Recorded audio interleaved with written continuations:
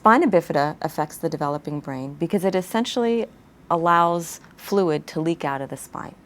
Normally there is fluid, which your doctors will call CSF or cerebrospinal fluid, that bathes the spinal cord and the brain.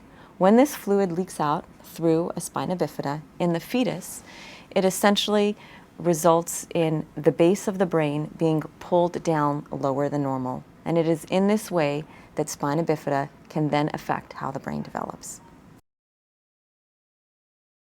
A Chiari type 2 malformation of the brain is when the bottom of the brain, or the base of the brain, which your doctors will call the cerebellum, extends too low than is normal.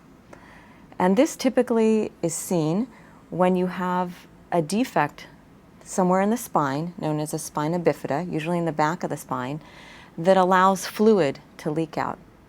And normally there is fluid that bathes both the spinal cord and the brain. This fluid, which your doctors will call CSF, or cerebrospinal fluid, normally stays in the contents of the spinal canal.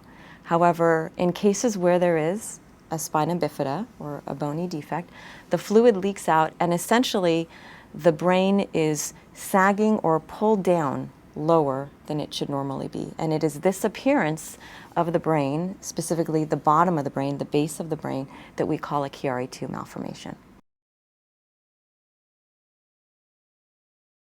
Improvement in the Chiari malformation has the most significant influence on the life and death outcome of a fetus.